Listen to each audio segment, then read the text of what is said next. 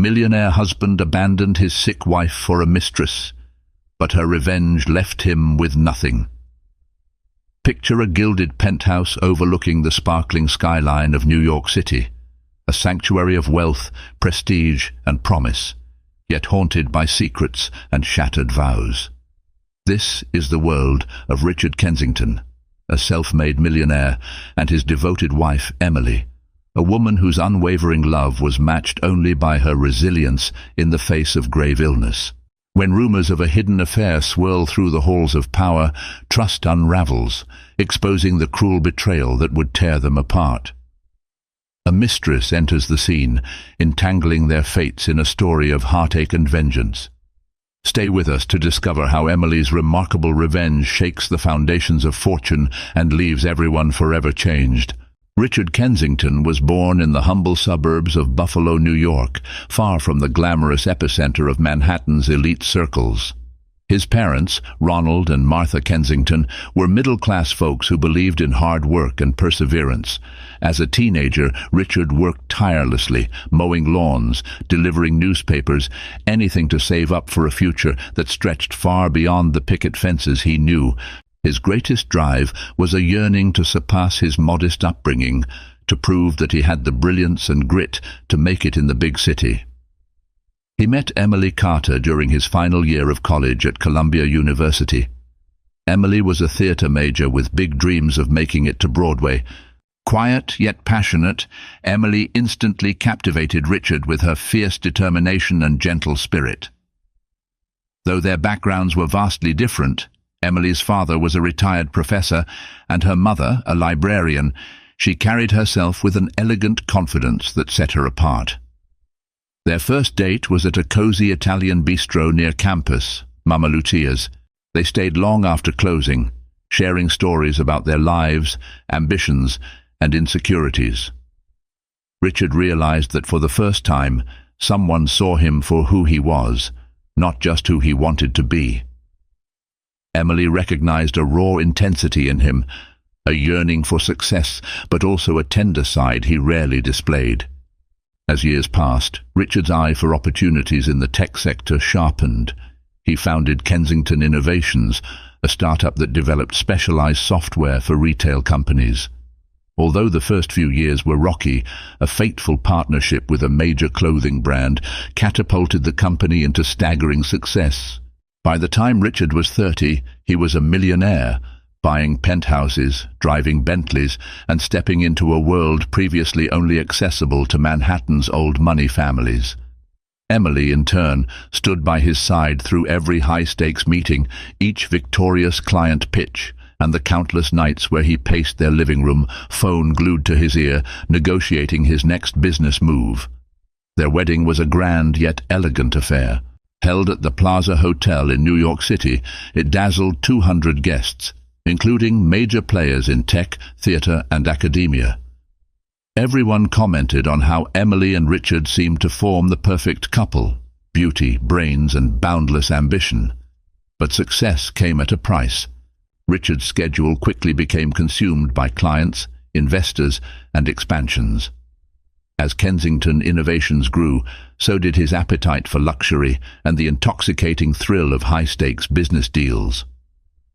Emily's love for the theater faded into the background as she found herself consumed by philanthropic events and charity galas, duties that were expected of a millionaire's wife.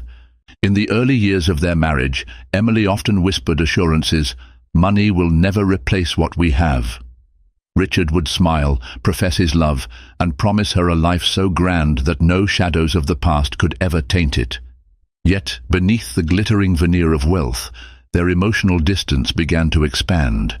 Their love remained, but it was tested by late nights, neglected dinners, and quiet sighs of resignation.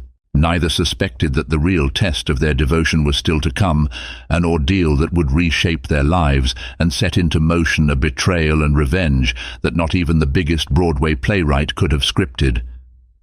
It was during one of Richard's frequent business trips, this time to San Francisco for a tech conference, that Emily first sensed something was wrong with her body.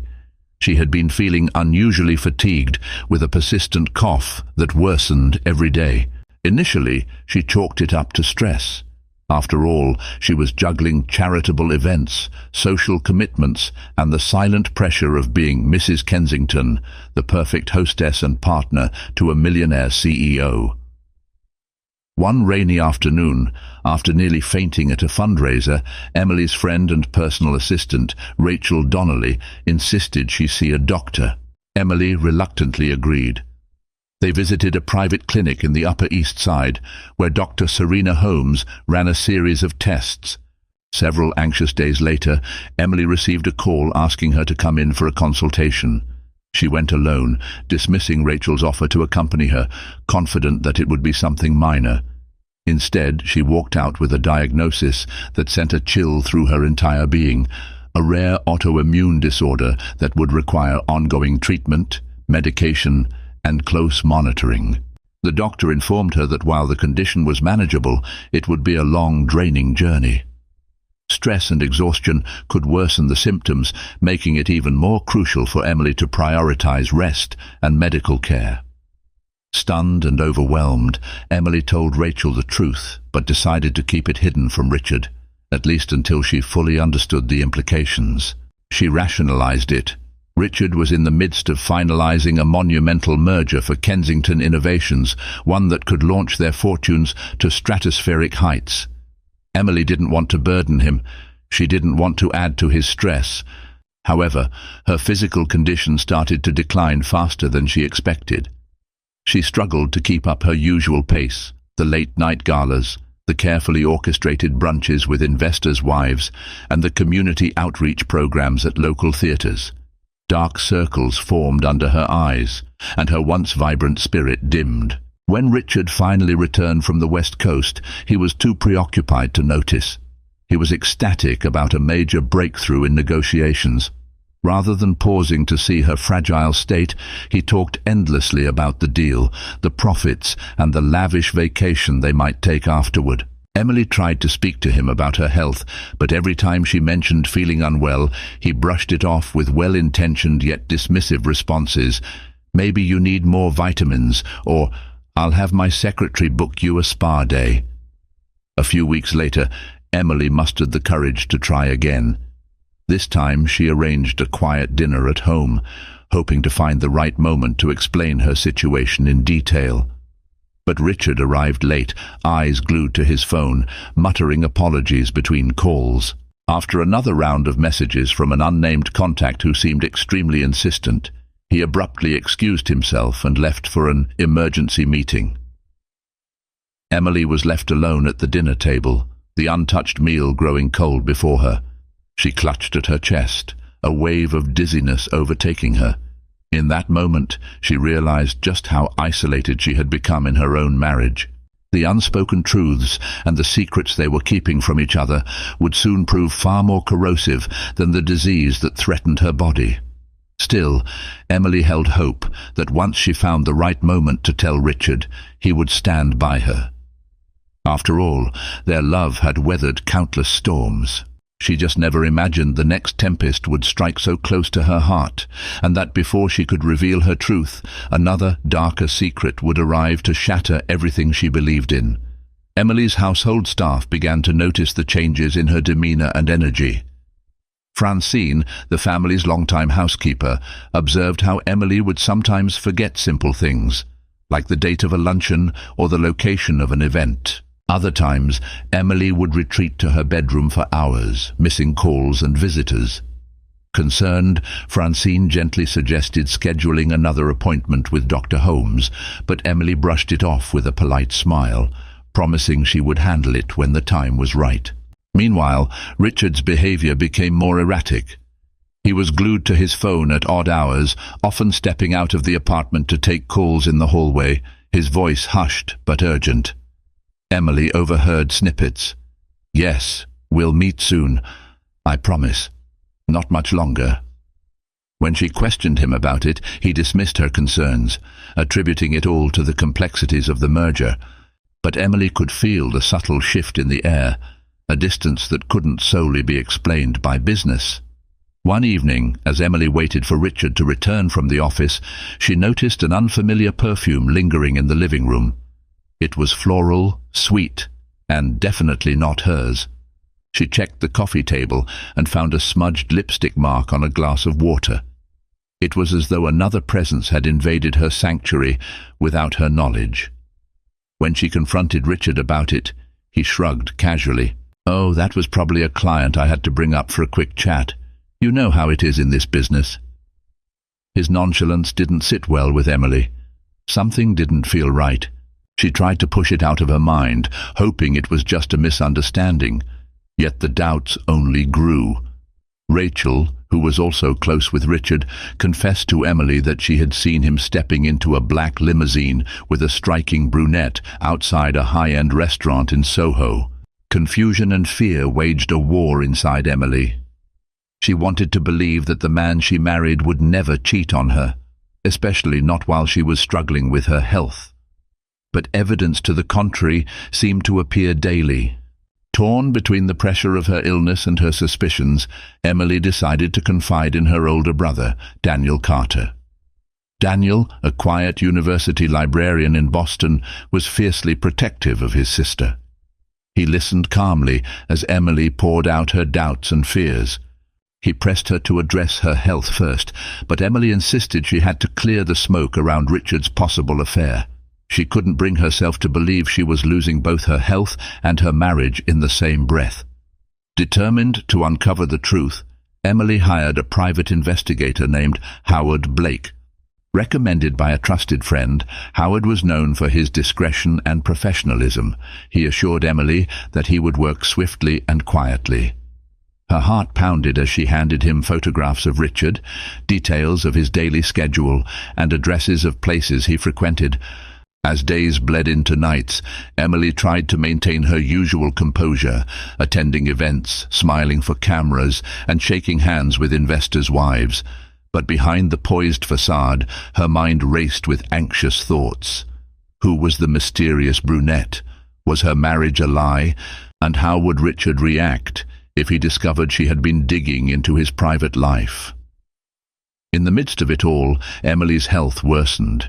She clung to secrecy about her diagnosis, refusing to admit vulnerability to a husband she was starting to doubt.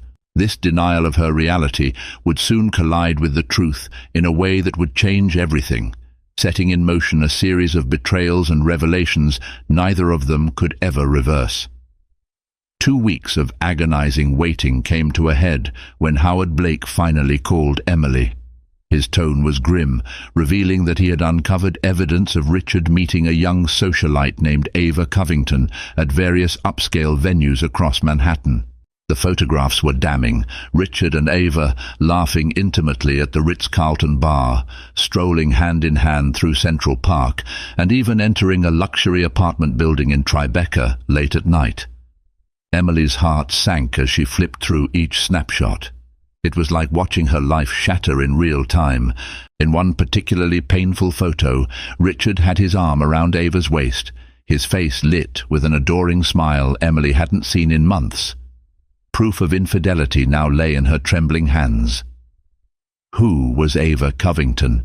Howard explained that she was an up-and-coming fashion influencer, known for her glamorous Instagram feed and connections to prominent designers.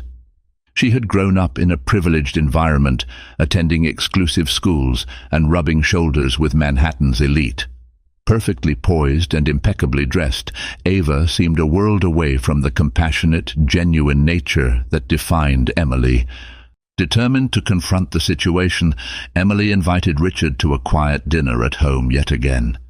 She laid out their finest china, hoping the domestic warmth might remind him of the life they'd built together. When he arrived, he seemed preoccupied, tapping away at his phone until Emily politely asked him to put it down. With trembling hands, she slid the photographs across the table, watching for the slightest flicker of regret or guilt in his eyes.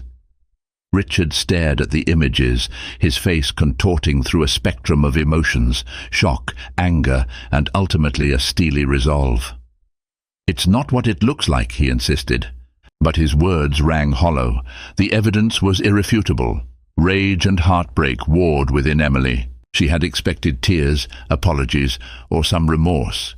Instead, Richard bristled, as though her discovery was an annoyance rather than a betrayal. He didn't deny the affair outright. Instead, he tried to justify it, deflecting blame onto Emily for being distant and too consumed with her own issues. The cruelty of the accusation left her reeling. The man who once claimed he'd do anything for her was now using her illness, an illness he didn't even know about yet, as a scapegoat for his infidelity. When the argument escalated, with Richard calling Emily overly sensitive, she felt her resolve harden. She demanded that Richard end whatever was going on with Ava. Through clenched teeth, he swore that Ava was just a business connection turned friend, but the damage was done. That night, Richard slept in the guest bedroom, and neither uttered a word to the other.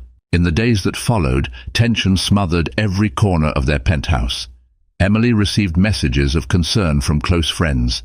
She suspected rumors about Richard's mistress had begun circulating among their social circles. She contemplated telling him about her diagnosis, hoping it might rouse whatever empathy remained in him.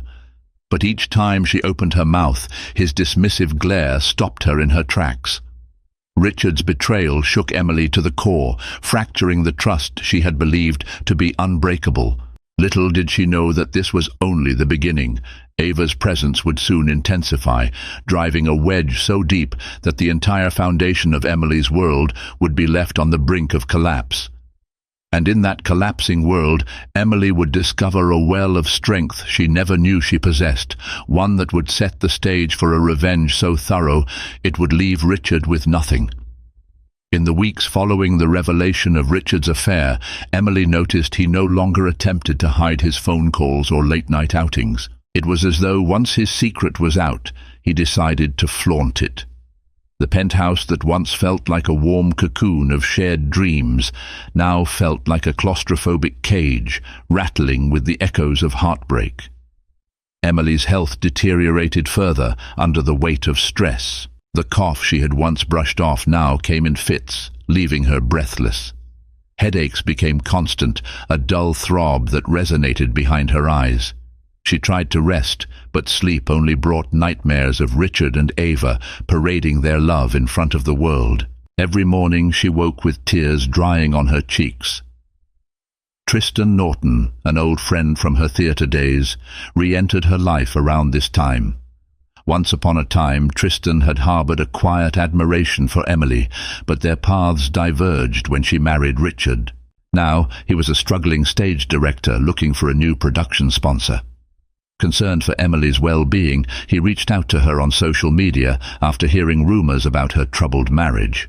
She felt oddly relieved by his sudden reappearance, grateful to have someone who remembered her beyond the role of Mrs. Kensington. In discreet coffee shop conversations, she admitted the truth of her sickness and the betrayal she was enduring. Tristan listened intently, his eyes reflecting sorrow and empathy, qualities that felt increasingly rare in her life. Though Emily had never been one to confide deeply in others, she found comfort in his quiet support. He was the one person who didn't expect anything from her, no social facade, no philanthropic obligations, no financial strings. Meanwhile, Richard sank deeper into his relationship with Ava. Their affair became more public, sightings in glamorous hotspots like Cipriani and private parties in the Hamptons. Paparazzi captured them dancing in clubs, laughing in front-row seats at fashion shows. Emily felt a mixture of humiliation and fury each time she scrolled through online gossip sites. Everyone seemed to be whispering about her husband's new arm candy, painting Emily as the neglected wife who had failed to keep his interest. Friends close to Richard tried to intervene, reminding him of the risks to his reputation if he abandoned his wife so openly. Still, he dismissed them. In his mind, he had worked too hard to reach this level of success. He was unstoppable now, and if he chose to indulge in extramarital affairs, it was simply another entitlement he believed came with wealth and power. As for Emily, her fragility was, in his eyes, a liability, one he could sidestep by focusing on Ava, who was vivacious and carefree. At home, their arguments grew vicious.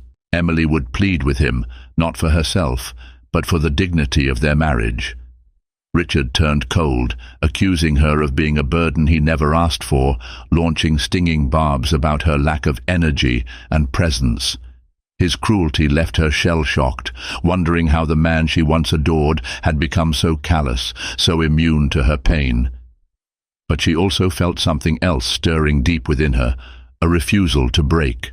Her heart might have been wounded, and her body might have been failing her, but Emily Carter Kensington was no weakling. She had always been the supportive partner, the giving wife. Now, faced with betrayal and abandonment, the fire inside her began to roar. Step by step, she would find a way to reclaim her life, even if it meant bringing down the empire she had helped Richard build.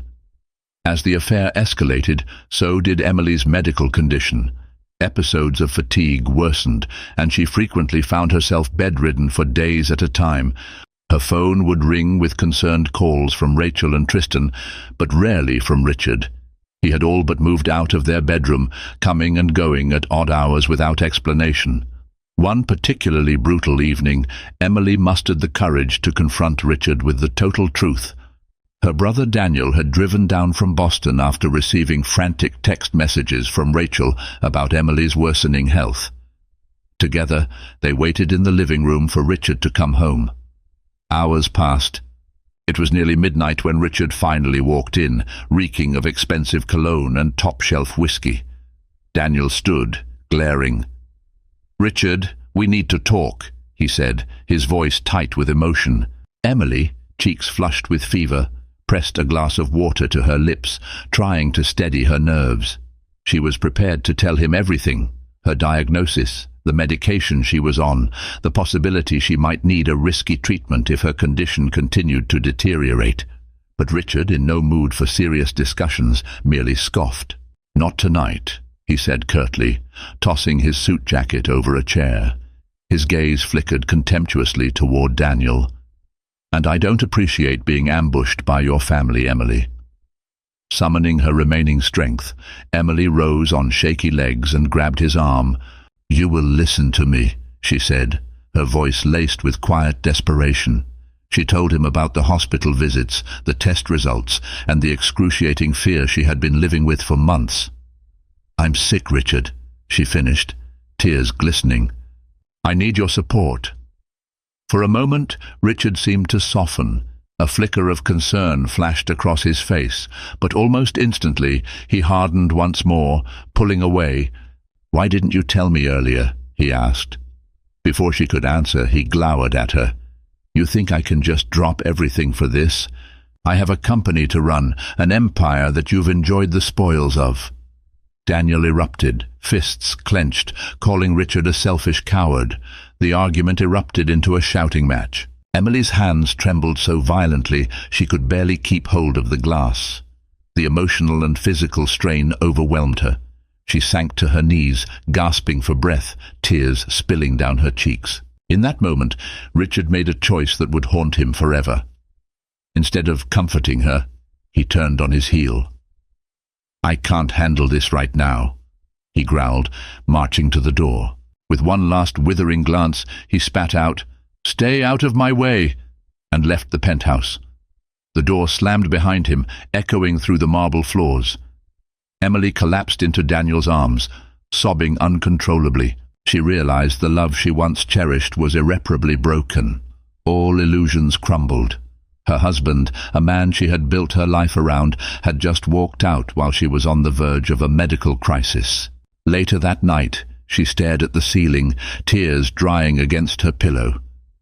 Fear and anger warred within her, a swirling cauldron of emotions that refused to quiet. Never had she felt more helpless or more determined.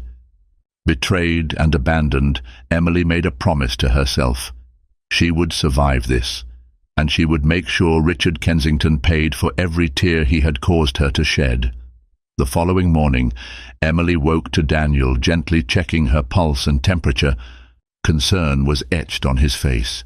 "Em, you can't do this alone," he whispered, urging her to let him help in any way he could. Over a simple breakfast, Daniel and Rachel persuaded Emily to prioritize her health. After all, what good was revenge or anything else if she wasn't alive to see it through? Resigned to their insistence, Emily agreed to a more comprehensive treatment plan. Dr. Serena Holmes scheduled a series of medical interventions, including immune-boosting therapies that required regular visits to Mount Sinai Hospital. For the first time in months, Emily allowed others to care for her. She placed her trust in Daniel, Rachel, and Tristan, grateful for the unwavering support she had so desperately lacked from Richard. During one of her hospital appointments, Tristan accompanied her. He watched quietly as nurses administered IV drips, each lasting hours. When Emily dozed off, he stepped into the hallway to take a call and bumped into an old acquaintance, Amelia Wallace, a prominent entertainment lawyer. Hearing about Emily's plight sparked Amelia's innate desire to help. She offered her legal expertise, especially if Emily ever needed counsel regarding her marriage or financial matters. For Emily, the mere mention of legal intervention felt ominous. She still clung to a thread of hope that Richard might come to his senses. But Tristan and Amelia gently reminded her that the best approach was to protect herself. If Richard was too consumed by his new fling and his empire, Emily needed to ensure she wasn't left destitute or powerless. So began a quiet yet determined effort to assemble a safety net. Emily called upon a discreet financial advisor, Gregory Lang, to review the prenuptial agreement she had signed with Richard. Years ago, love-struck and optimistic, she had barely glanced at its contents. Now she discovered provisions that favored Richard heavily, granting her only a minimal settlement if the marriage dissolved under certain circumstances, including infidelity. Ironically, the document had a morality clause that might work in her favor if she could prove Richard's affair had directly compromised their union. It was a glimmer of opportunity. With guidance from Amelia, Emily started collecting evidence, bank statements, property titles, and any trace of Richard's assets that her name might be attached to. She was meticulous, taking care not to alert Richard. During one heartbreaking moment, she found a hotel receipt in Richard's desk drawer, dated just a week before she confronted him with the photos. Ava's name was on the booking. The blatant disregard for their marriage nearly gutted her, but it also fueled her resolve. Though Emily tried to remain calm and focused on her health, the emotional toll was severe. Panic attacks struck late at night, leaving her breathless with terror, imagining a future alone and unprotected. Daniel would rush to her side, reminding her of her strength, reassuring her she had people fighting for her. She gripped his hand, tears staining her pillow, knowing she couldn't turn back. Richard's betrayal had led them here, and she was done being the passive victim. Despite her pain, each day Emily discovered a renewed sense of purpose. Where once she had been content to play the supportive spouse, she now realized her own life hung in the balance. Her convalescence allowed her time for introspection, time to remember the dreams she'd shelved, the talents she'd let stagnate in the shadows of Richard's success. And with each passing moment, as the IV drip delivered healing medicine into her veins, Emily's resolve solidified. She would reclaim her power and her dignity no matter what it took. While Emily focused on her medical treatments and discreetly compiling evidence, Richard and Ava continued to flaunt their relationship throughout Manhattan's social scene. Photos of them appeared in tabloids, attending art gallery openings, dining at 3-star Michelin restaurants, even vacationing on a private yacht off the coast of the Bahamas. The gossip columns whispered about the scorned wife, painting Emily as pathetic and outdated, a relic of Richard's past. Beneath the public humiliation, Emily felt a new energy coursing through her, spurred by a mixture of anger, heartbreak, and a fierce drive to protect herself. She met regularly with Amelia Wallace in the back room of a quaint French café on the Upper West Side. Together, they pored over every clause in the prenuptial agreement, analyzing how best to demonstrate Richard's breach of marital duties. At the same time, Tristan Norton urged Emily to rekindle her passion for the stage. He believed that rediscovering her talents would provide an emotional outlet and remind her of the vibrant woman she once was. Tentatively, Emily agreed to audition for a small production Tristan was directing, a modern adaptation of a classic drama. The audition was raw, her voice trembled with nerves, and she had to pause for coughing fits. But as she read the lines, she felt alive again. Eager to keep her momentum going, Emily threw herself into the dual tasks of preparing for the role and orchestrating her legal strategy. The hidden reserves of strength she tapped into surprised even her. Gone was the demure, smiling society wife. In her place stood a woman ready to challenge the status quo. Rachel, thrilled to see her friend regaining confidence, assisted in every capacity, fetching scripts, scheduling rehearsals around Emily's hospital visits, and continuing to gather intel on Richard's business dealings. Then came a breakthrough. Amelia discovered that Richard, in his haste to impress investors, had overlooked a critical clause in a major contract. Kensington Innovations was teetering on the edge of violating a non-disclosure agreement with a key client. If that client pulled out or sued, it could set off a cascade of financial disasters. Amelia, with her legal acumen, saw an opening. If Emily made a timely, strategic move, she could leverage her knowledge of this precarious situation against Richard. But they needed proof, actual documentation linking Richard's negligence to potential fallout. Emily and Rachel devised a plan to obtain the necessary files from Richard's home office. The tension was palpable when Emily, feigning a desire to reconcile, invited Richard for a private conversation at the penthouse. Under the guise of wanting to discuss finances for an upcoming charity gala, she managed to distract him long enough for Rachel to slip into his study and copy relevant documents. The moral weight of betrayal pressed on Emily's conscience. She wasn't naturally deceitful, and the idea of sneaking behind Richard's back made her stomach churn. But every time she hesitated, she reminded herself of all his lies, of how he left her on the floor in tears while he rushed back to Ava. That memory fortified her resolve. So the seeds of revenge were sown, each one nourished by heartbreak, anger, and a fierce protective instinct. Her illness, once a crippling disadvantage, became an unexpected source of focus, an urgency that pushed her to act decisively. While Richard believed he had escaped the confines of a sick wife to indulge in his hedonistic new life, Emily was quietly assembling a plan that would leave him reeling. Soon, the stage would be set for the final act of their twisted drama. Emily's gradual return to the theatre and her clandestine legal maneuvers ran parallel to the unraveling of Richard's public image. The first blow to his carefully cultivated reputation came at a high-profile tech conference in Dubai.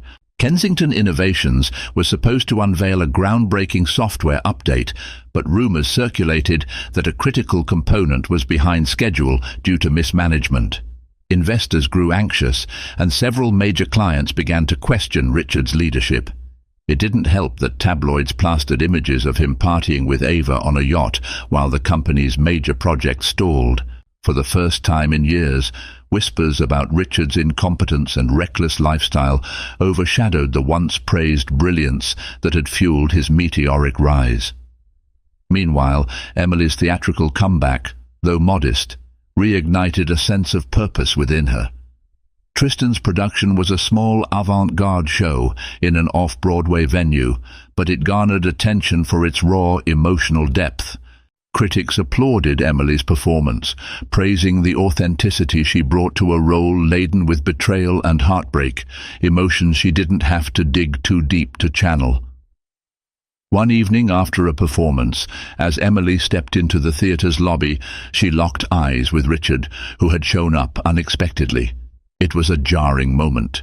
His face revealed turmoil, possibly regret. Ava was not by his side.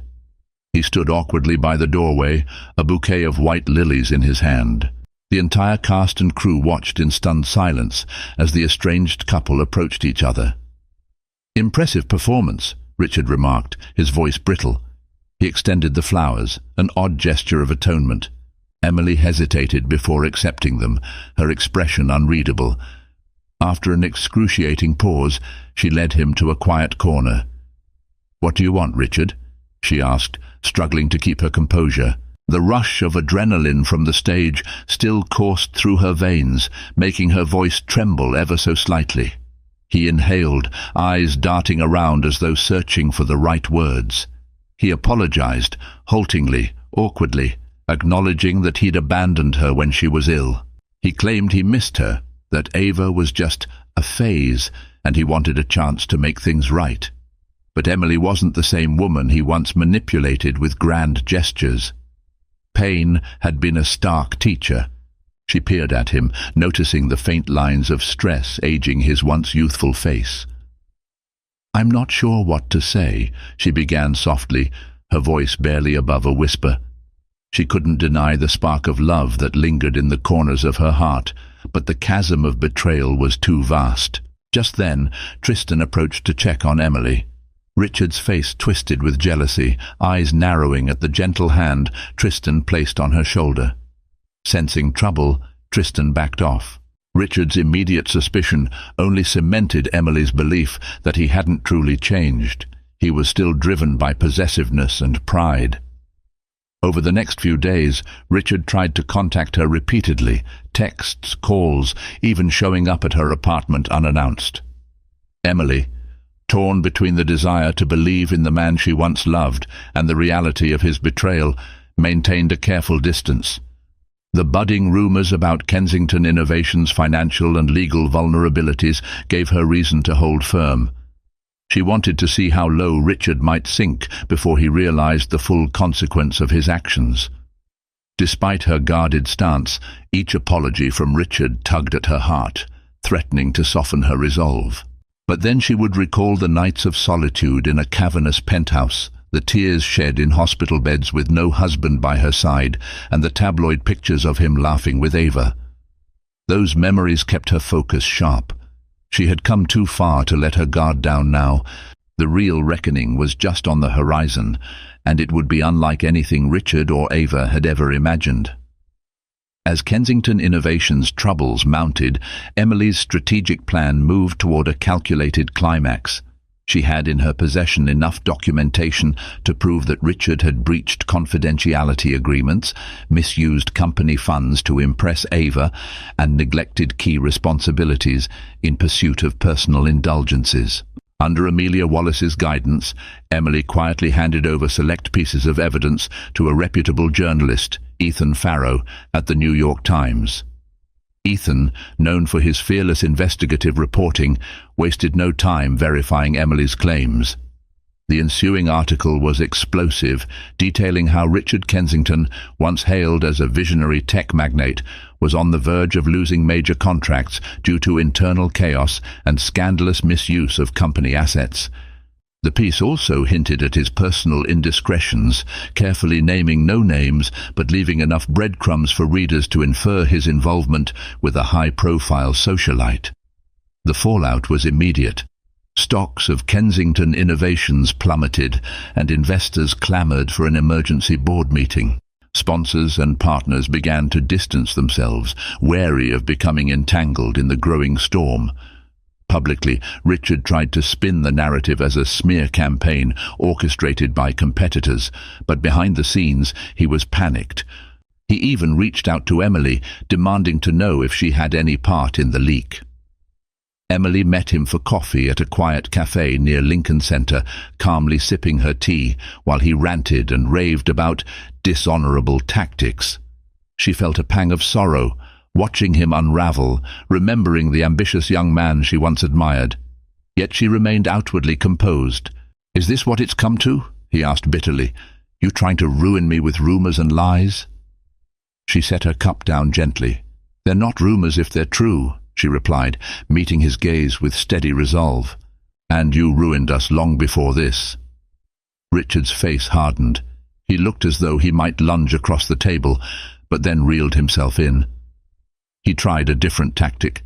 He spoke of their history, the memories they shared, how they had built their empire together. But Emily refused to yield. The moment ended with him storming out, leaving behind a half-empty cup of coffee and a lifetime's worth of resentment. Back at her new apartment, she had quietly moved out of the penthouse to protect her privacy. Emily received a text from Ava.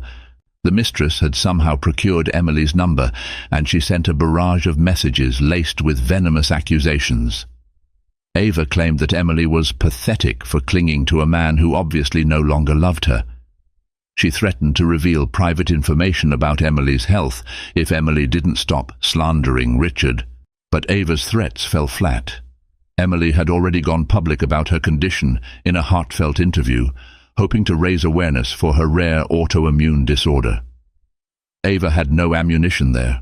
All the chess pieces were in motion now. Richard battling a professional crisis, Ava scrambling to maintain her new high society status, and Emily quietly orchestrating moves from the shadows. Though physically exhausted and still battling her illness, Emily felt an odd sense of relief. The storm had arrived, and with it came the power to reclaim her identity, free from the shackles of Richard's empire. As the dust of this public scandal settled, the stage was set for the final showdown. Emily and her loyal allies watched from the wings, prepared for the next act in a drama that would end with Richard Kensington discovering that sometimes the real power lies not in wealth or status, but in the unbreakable spirit of a woman he once took for granted. The boardroom at Kensington Innovations was packed with anxious shareholders, legal advisors, and senior management. Rumors buzzed in the corridors. Richard might step down as CEO, a new majority stakeholder might swoop in, or the entire company could face a hostile takeover. Tensions rippled like electric currents in the sterile air. At the head of the table sat Richard, flanked by a beleaguered legal team. Though he tried to project confidence, the dark circles under his eyes betrayed his weariness. The meeting commenced with a barrage of accusations about fiscal impropriety, misallocation of funds, and the damaging tabloid stories that threatened the company's credibility. One by one, investors demanded explanations for Richard's conduct, both in and out of the office. In a desperate move, Richard attempted to shift blame onto his CFO, claiming he had been unaware of financial mismanagement. But the documentation Emily had quietly supplied to select board members made it clear that Richard had personally authorized extravagant expenditures under the guise of client entertainment. In reality, these funds had supported his lavish trips and gifts for Ava. As the accusations mounted, the CFO, cornered and disgraced, revealed emails that further implicated Richard. Emails in which Richard openly bragged about using company money to fund a well-deserved break for him and Ava in the Caribbean. A stunned silence washed over the boardroom before erupting into chaos as the furious board members demanded Richard's immediate resignation. Outside, journalists gathered in the lobby, cameras and microphones poised to capture the fallout. The security team tried to keep order, but the clamor was deafening. When the meeting ended, Richard emerged, head bowed, no triumphant grin on his face. He ignored the reporters' shouted questions, rushing to a waiting car. But paparazzi snapped pictures, capturing the moment of defeat for all to see. Meanwhile, Emily was ensconced in the supportive embrace of Daniel, Tristan and Rachel in her new apartment. She watched the live coverage on television. Her heart ached. Not from regret, but from the bittersweet sting of knowing she had wielded the sword that felled her husband's empire.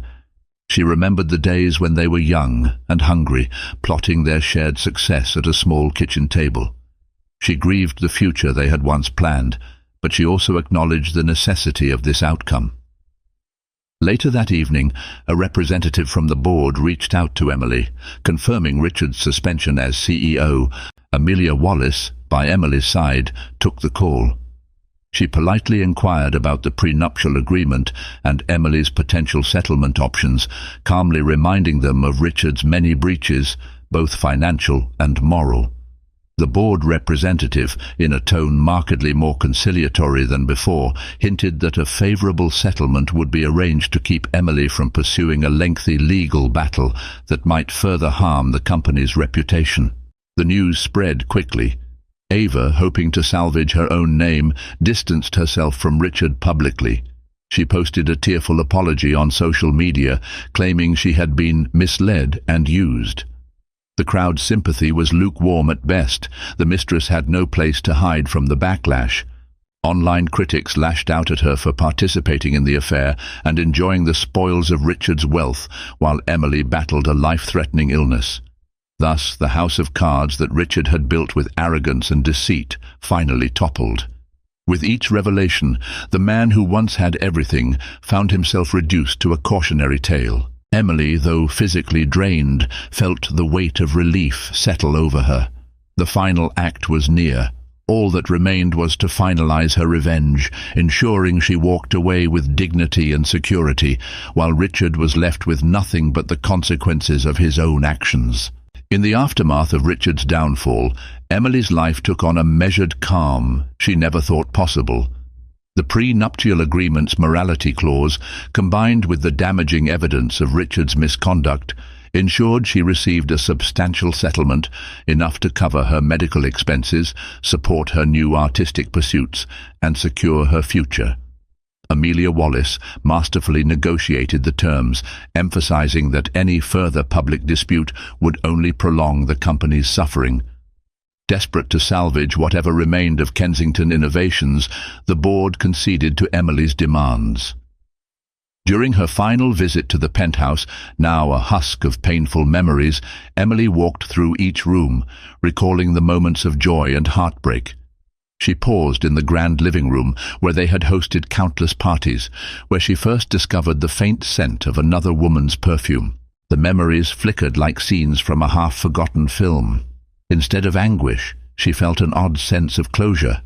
In a corner, she found a forgotten photograph of her and Richard, taken during a charity event. She studied it for a moment, remembering how genuinely happy they had been in that instant.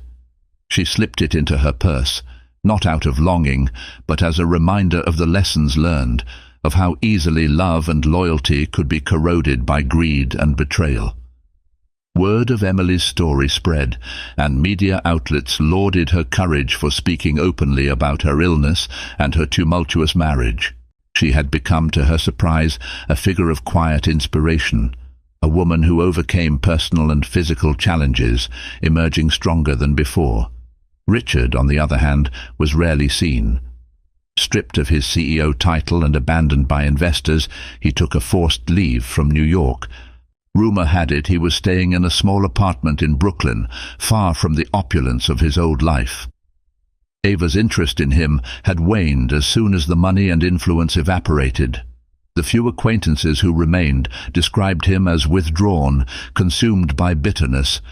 On a brisk autumn morning, Emily stood on the stage of a renovated downtown theater, rehearsing lines for a new production that Tristan was directing. The smell of wood, paint, and dusty curtains was comforting, reminiscent of her college days. After the final run-through, Tristan congratulated her on a powerful performance. They shared a warm smile, filled with the unspoken acknowledgement of how far she had come. Later, Emily visited Mount Sinai for a routine checkup. Dr. Serena Holmes gave her cautious but encouraging news. Her condition was stable, and the treatments appeared to be effective. Though she would need ongoing care, the immediate danger had passed. Outside the hospital, the crisp air felt cleaner, the sunlight brighter. She realized she was free from the toxic cycle of betrayal, free from the fear of losing herself. The next day, she took a quiet moment to reflect on her journey. She penned a letter, one she knew she would never send, to Richard.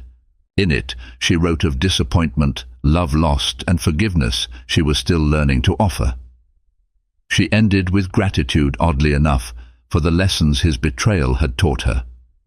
Then she folded the letter, locked it away in a drawer, and stepped out into the bustling New York streets. A new dawn had arrived for Emily Carter Kensington, one where she could define her own destiny. The empire Richard had built lay in ruins, but from the ashes, Emily reclaimed her life, proving beyond a doubt that even a broken heart can spark the fiercest flames of rebirth. And so ends the saga of Richard Kensington and Emily Carter, an unforgettable cautionary tale about greed, betrayal, and the indomitable spirit of a woman who refused to be destroyed by either. Emily's unwavering determination led her from heartache to healing, showcasing that no wealth, no social standing, and no affair can diminish the fierce power of self-respect and resilience. In the end, her revenge wasn't just about reclaiming what was hers. It was a testament to her inner strength, a reminder that love begins with honoring oneself. He was the dashing mogul every ambitious entrepreneur wanted to emulate. She was the poised, loyal wife who had stood by him from humble beginnings. No one would have guessed that behind the gated mansion's manicured lawns, betrayal festered like poison. Until one day, in a flurry of financial sabotage, he let his mistress cut off his wife's credit cards. It was humiliating, scandalous, and only the beginning of a whirlwind that would pit powerful business alliances against each other. In a boardroom confrontation that stunned everyone, the CEO himself stepped in, but not in the way anyone expected. Buckle up. This is the story of love, greed, and revenge. Jordan Alberts was not born into luxury. He grew up in a cramped one-bedroom apartment on the outskirts of Milwaukee, where he learned to hustle by selling candy bars door to door at the age of 10. Over the years, Jordan's unwavering determination and charm propelled him into better circles. First at a local startup, then into his own tech company that caught the eye of an angel investor. By the time he was 35, Jordan was a self-made millionaire, a prominent figure on various entrepreneurial boards, and had connections with people like Mark Cuban, Bill Gates, and a few top executives at Google. His wife, Elizabeth Alberts née Wagner, had been with him through everything. They met in college at a small tech entrepreneur club meeting, both bright-eyed and dreaming of changing the world. Elizabeth came from a modest background, too. Her father was a retired auto mechanic, and her mother a homemaker. She'd studied communications with an emphasis on public relations, and it was through Elizabeth's network of contacts that Jordan first gained access to small local pitch events. While Jordan pitched his innovative software for automating small business tasks, Elizabeth made calls, arranged coffee meetups, and tried to capture the interest of potential backers. They married in a little chapel by Lake Michigan. It wasn't a lavish wedding, no star-studded guest list, no fancy reception at the Ritz. But to Jordan and Elizabeth, it felt perfect.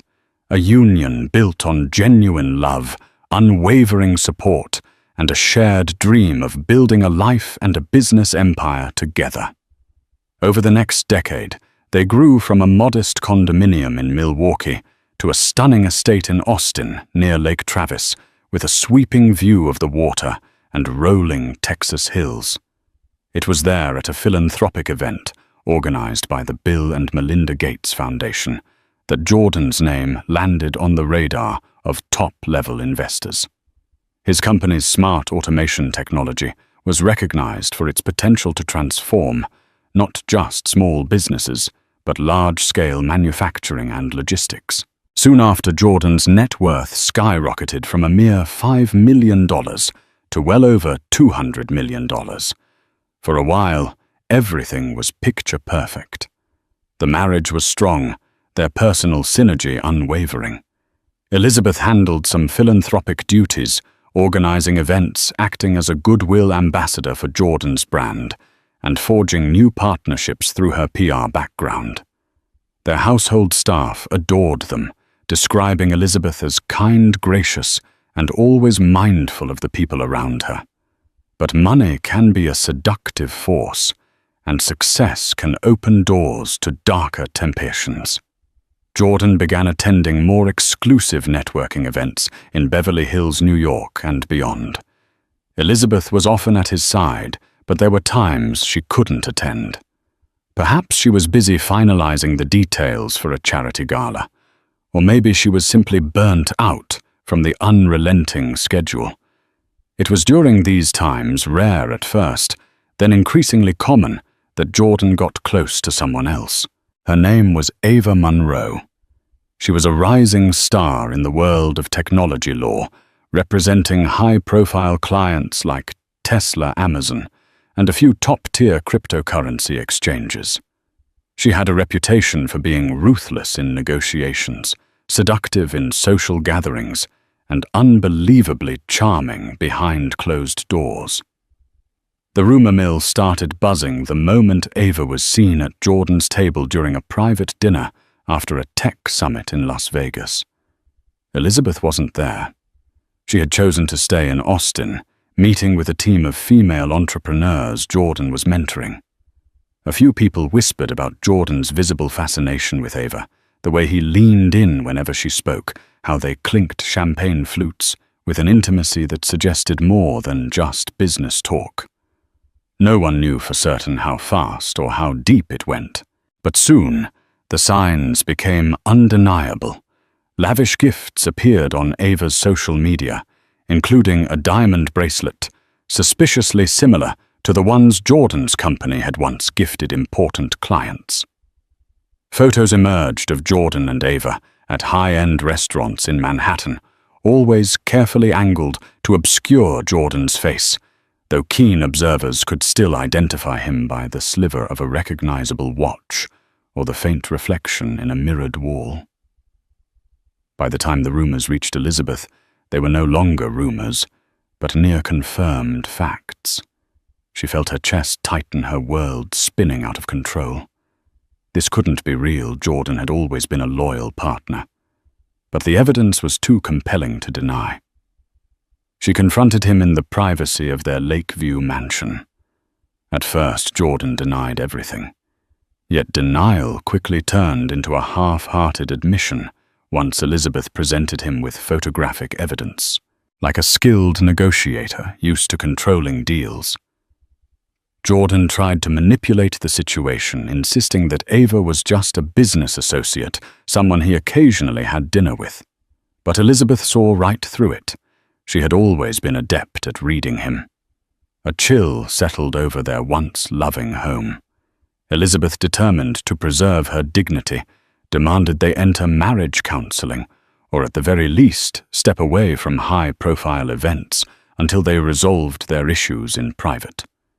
Jordan nodded, providing non-committal answers. He had never liked therapy, never seen the point in discussing feelings with a stranger. He agreed to her wishes on the surface, yet beneath the facade, he continued his involvement with Ava, allowing the illicit relationship to take root. This was the calm before the storm. For soon Elizabeth's sense of betrayal would pale in comparison to the massive financial and emotional blow about to come her way. Weeks passed. Elizabeth tried to focus on her philanthropic work and personal projects, attempting to distract herself from the growing chasm between her and Jordan. When a local charity she sponsored invited her to discuss future donations, Elizabeth discovered something shocking. Her personal credit card was declined. Embarrassment washed over her in front of the unsuspecting staff. She tried another card. Sure, it must have been a glitch, but that too was declined. The staff politely suggested she call her bank, and Elizabeth excused herself with a polite smile, her hands trembling as she left the office. Elizabeth called the bank suspecting fraud or an administrative error. But the bank's representative informed her that both cards had been cancelled the previous week. Under their joint account, they were tied to Jordan's finances, and evidently Jordan had authorized the cancellation. It felt like a punch to the gut. Why on earth would Jordan cancel her cards without her knowledge or consent? They had never had major financial disputes. Elizabeth always had access to family funds, albeit responsibly. She dialed Jordan, but the call went straight to voicemail. She sent him several frantic texts. No response. Later that evening, Jordan came home exuding an air of tired disinterest. Elizabeth confronted him the moment he walked through the door.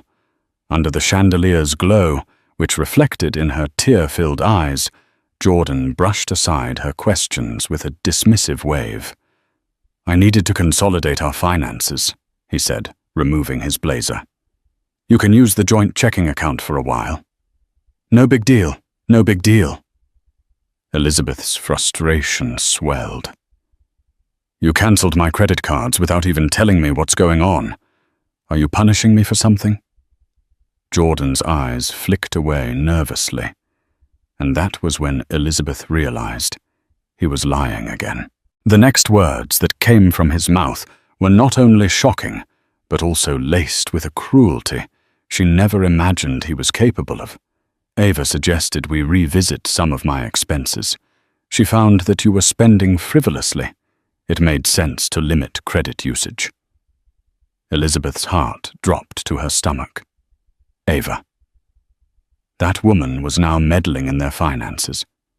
As if the affair wasn't enough, Jordan had allowed this mistress to encroach into an arena that Elizabeth believed was sacred, her own household stability. "What is Ava doing reviewing my spending? Since when does your fling get to decide what is or isn't frivolous?" Elizabeth spat tears, threatening to spill. Jordan made an attempt at a calming gesture, but his words only fanned the flames. "She's helping me restructure. Her firm has great insights into corporate finances. This is about the business, Elizabeth. It's not personal." Not personal. Elizabeth recalled how intimately personal their marriage had always been.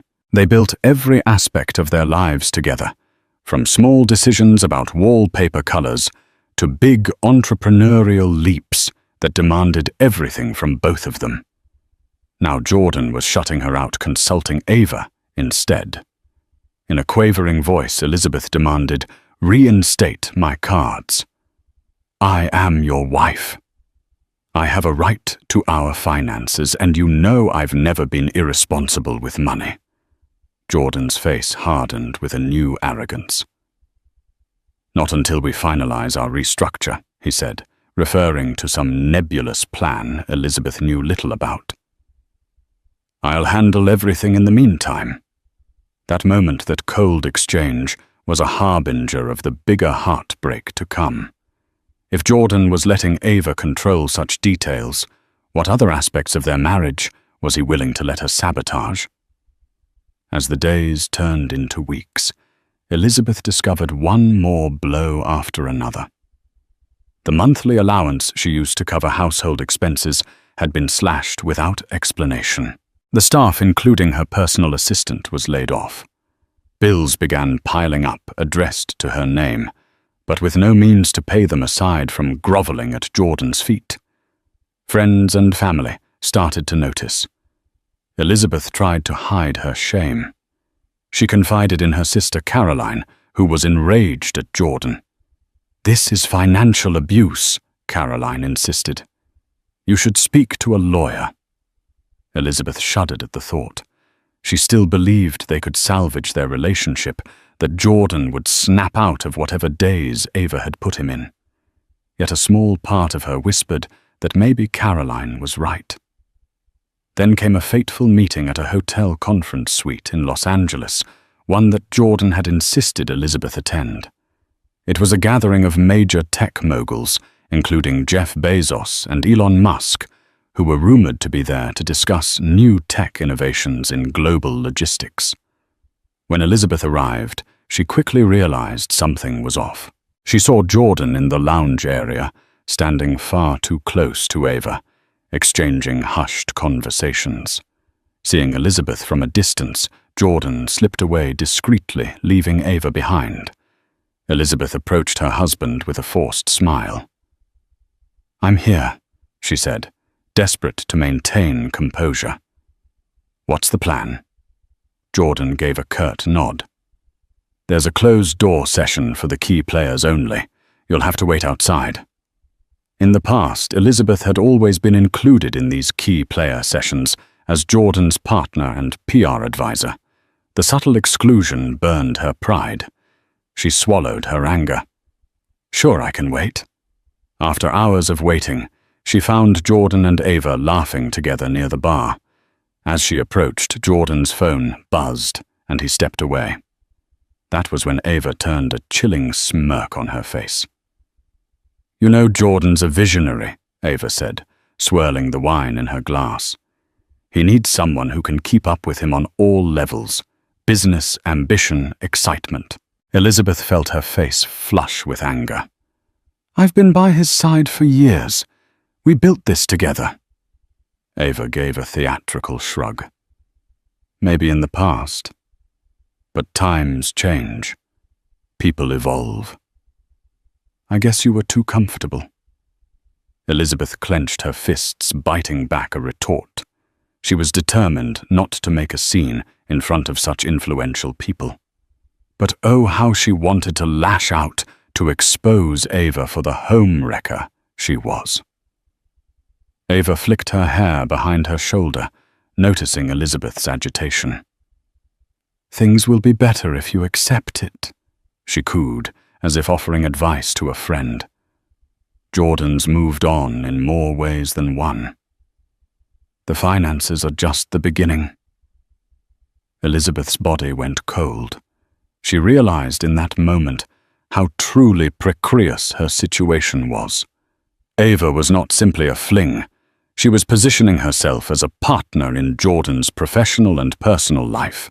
The credit cards were just one step in what looked like a systematic campaign to push Elizabeth out of everything she and Jordan had built. Still, Elizabeth refused to crumble. She left the event quietly, but her mind churned with rage and heartbreak.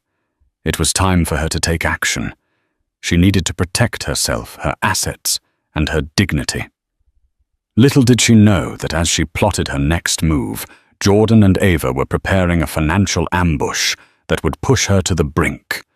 Only fate and an unexpected intervention by a certain CEO would alter the course of their twisted game.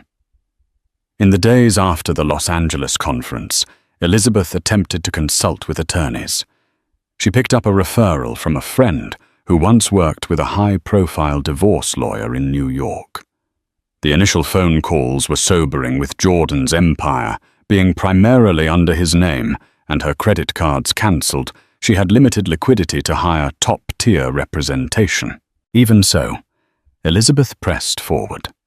She managed to scrape together some funds from a personal savings account. Jordan had no access to money she had set aside from her early PR consulting days. It wasn't a large sum, but enough to secure a preliminary consultation. During that consultation, her lawyer, Michelle Liu, a bright and empathetic but hard-hitting attorney based in Houston, laid out the hard truth. Financial abuse and infidelity are serious grounds for divorce, Michelle said, scanning through Elizabeth's financial statements.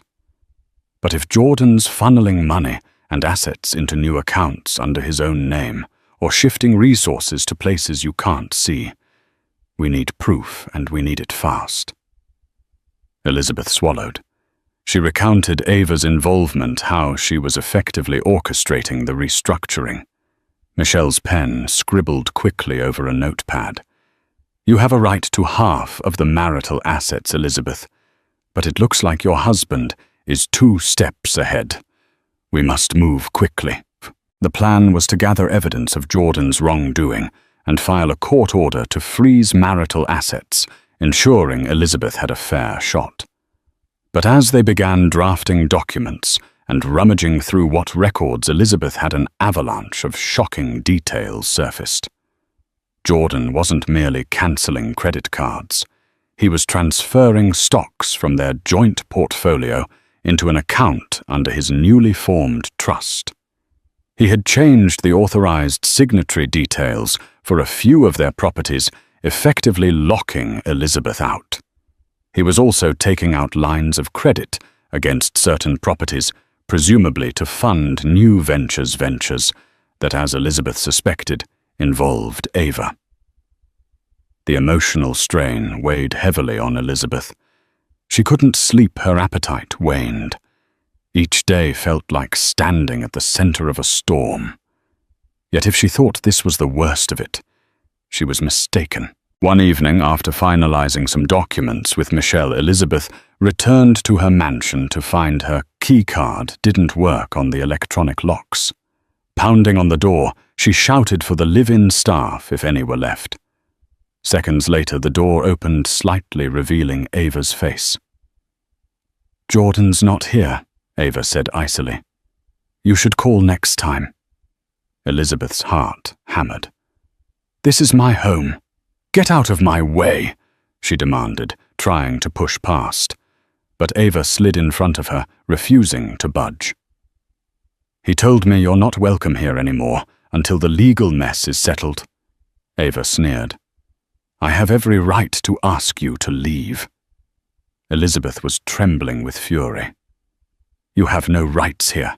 You're the mistress, not the wife. With a cold laugh, Ava stepped aside and pointed at Elizabeth's luggage haphazardly placed in the foyer. Jordan left these for you, she said. He said to pack whatever else you need and let security escort you out if you refuse to leave. Elizabeth blinked away tears, her throat raw with outrage. She was being thrown out of her own home by the woman who had intruded into her marriage. That moment was a cruel epiphany. Jordan had not only cut off her finances, but now he was physically pushing her out of the place she had shared with him for years.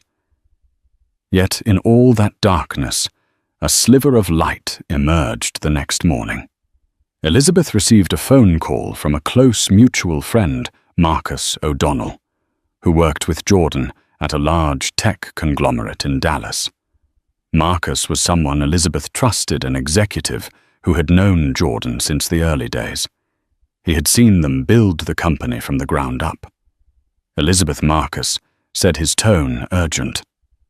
I don't know everything that's going on, but I heard from your staff that you've been locked out. There's a board meeting next week.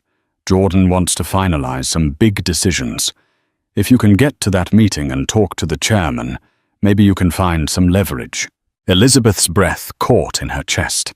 The chairman of this particular conglomerate was none other than famed CEO David Hartridge, known not just for his visionary leadership, but also for a strict code of ethics. Over the years, Hartridge had invested heavily in Jordan's business. He was the reason Jordan sat on that board.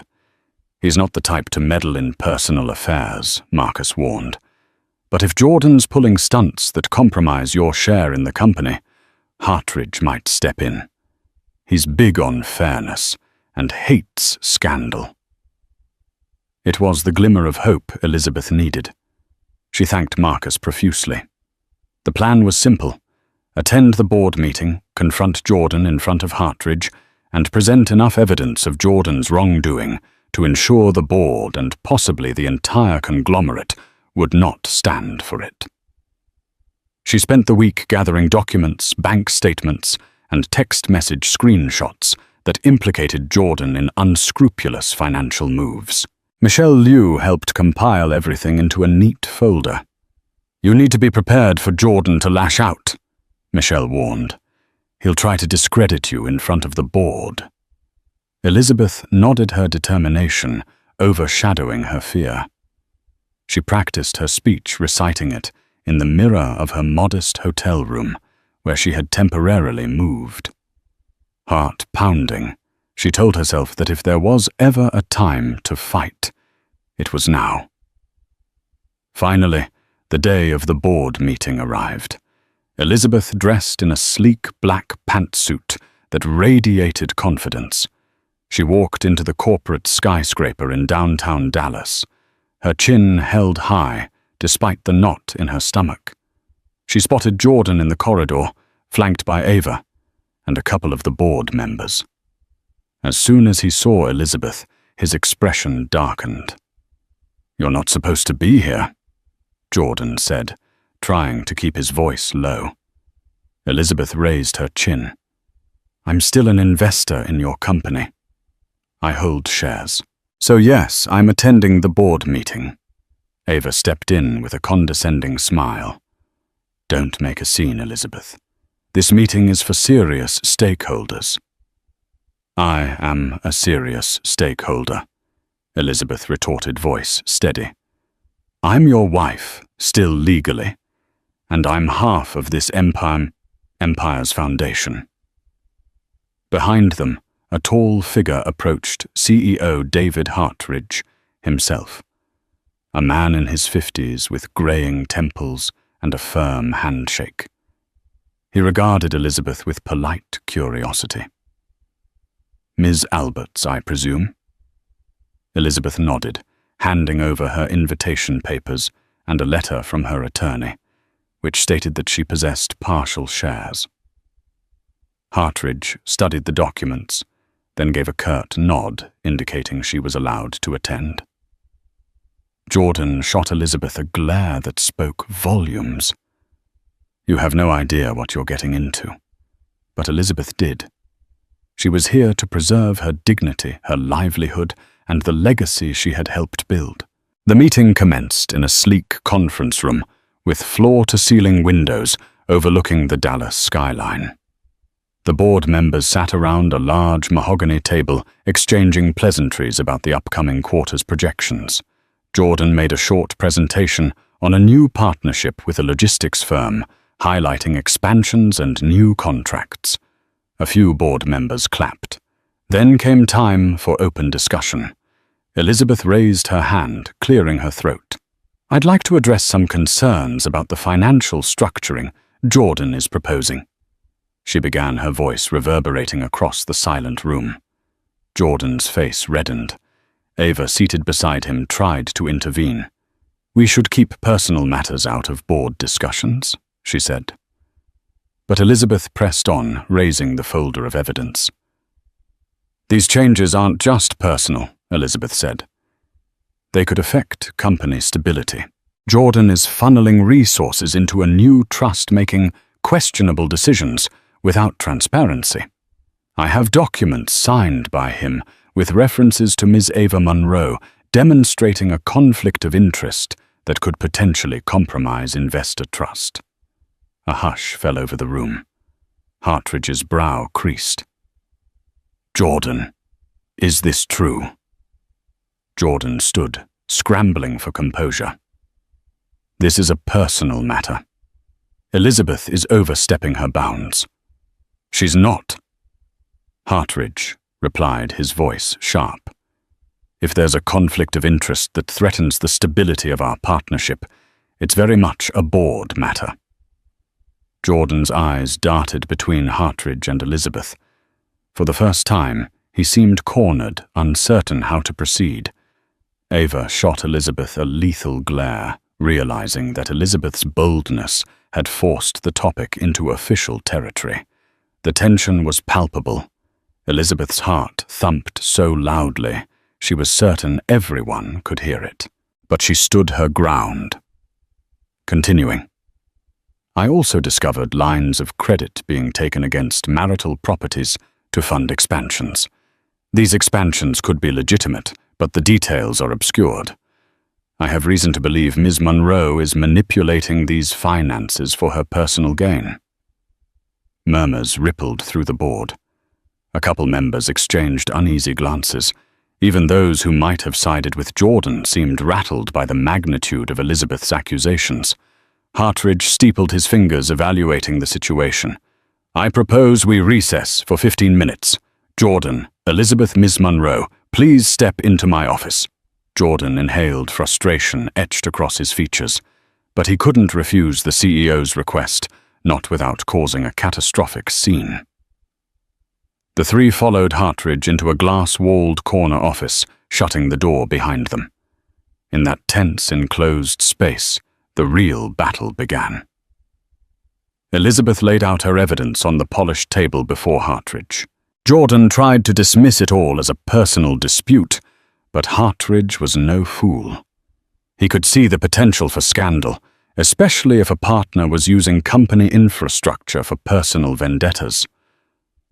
Throughout this heated exchange, Ava attempted to deflect blame. She portrayed herself as a legal advisor, merely suggesting financial moves, disclaiming any wrongdoing. But Elizabeth's carefully compiled documents suggested otherwise. Emails, text messages, and proposed legal documents bore Ava's digital fingerprints. Hartridge's expression darkened. "Jordan, this is unacceptable. If these documents are authentic, you've put your personal entanglements ahead of corporate responsibility. I won't allow it under my leadership. Jordan's face went pale. He tried to protest to label Elizabeth's claims as overblown, but Hartridge had already made up his mind. Until this is sorted out, Jordan, I'm placing your proposals on hold. We can't move forward with any major financial changes if they're under this sort of ethical cloud. Elizabeth felt a surge of relief, a faint vindication. While she hadn't resolved the core issue of Jordan's betrayal, at least the board wasn't letting him run roughshod over her financial future. But Jordan, cornered and embarrassed, lashed out in desperation. "You can't shut me down like this," he snapped at Hartridge, voice tight with anger. "I'm the one who made that original deal with your conglomerate. You need my innovation." Hartridge stood up, bristling at Jordan's tone. "I'm the CEO, and you've just made me question your reliability and integrity. Watch yourself, Jordan." Ava stepped closer to Jordan, placing a hand on his arm to calm him, but he shrugged her off. "You'll regret this," he warned Hartridge, then turned to Elizabeth. "And you made a fool of me in front of everyone." Elizabeth clenched her fists, refusing to cower. "You did that to yourself," she said, voice trembling with both fear and resolve. Jordan stormed out, slamming the door behind him. Ava followed quickly, her heels clicking on the marble floor. Hartridge sighed, looking at Elizabeth, who was holding back tears. "Thank you for bringing this to my attention," Hartridge said. "I'm sorry about your personal struggles, but I have to protect the board's interests. If you need anything, contact my office. I'm not a family court judge, but I won't let Jordan drag the company down." With that, Elizabeth let out a shaky breath. She had achieved a small but crucial victory, yet she couldn't shake the nagging sense that Jordan, humiliated and cornered, was far from finished. She left the skyscraper, stepping out into the bright Dallas sun, uncertain, but determined. Little did she know this chapter was only the start of a far more explosive confrontation, one that would involve security teams, sudden betrayals, and a twist that would bring Jordan himself to his knees. Life outside the mansion was lonely, but Elizabeth was thankful for the reprieve from Ava's manipulations. She rented a small apartment near downtown Austin and used what funds she had left to secure her basic needs, while Michelle continued to press for a financial freeze on Jordan's assets. In the weeks following the tense board meeting, Jordan went surprisingly quiet. No more legal letters arrived. No more credit lines were sabotaged. He didn't attempt to contact Elizabeth, nor did Ava. Instead, it seemed as though they had retreated into some silent fortress, likely strategizing their next move. Elizabeth took advantage of the lull. She reconnected with old friends and mentors, explaining partially at least what she was going through.